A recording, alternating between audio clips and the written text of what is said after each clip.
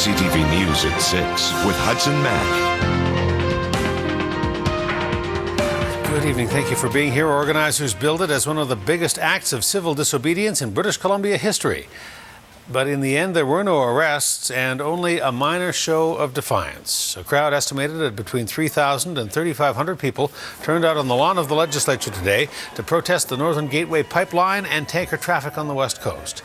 Security at the Legislature was on alert, but there was no major or even minor incident. Demonstrators staked a banner into the lawn representing an oil tanker, the likes of which the group wants to keep off the BC coast. The unfurling of the banner, the biggest act of defiance of the day.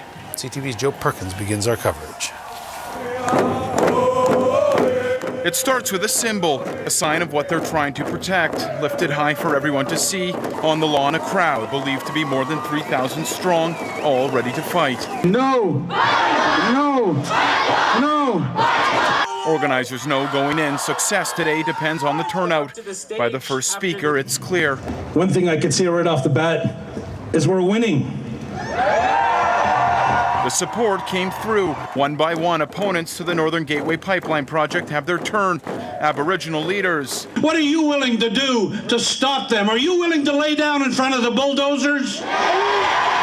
From every corner of the province, each delivering a message that when it comes to tar sands, tankers, and pipelines, their mind is made up. This decision that's been made is no. No doesn't mean maybe. No means no. They've said no before, but not like this. Never this organized, never with this much support. Take a look around out here today. This is what a healthy democracy looks like.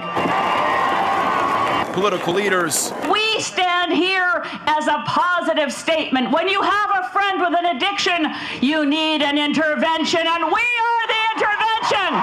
From every level, many calling out the Harper government for its recent changes to environmental laws. Closer to home, with the provincial government not in session and the legislature on lockdown, Christy Clark is also targeted. Who's going to change the government in Victoria if this current government doesn't change the way they're doing business?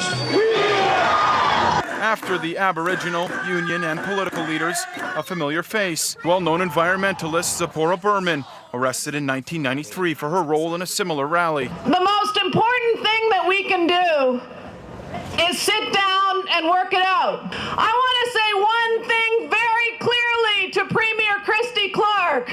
This is not one of those times. With that, the climax of the sit-in, a sign of how far protesters will go.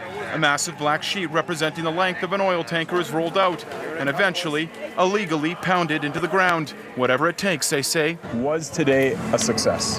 I think so. The numbers and these people really do speak for how serious the issue is. In the end, it works. An issue they will continue to fight until they are heard. Joe Perkins, CTV News, Victoria.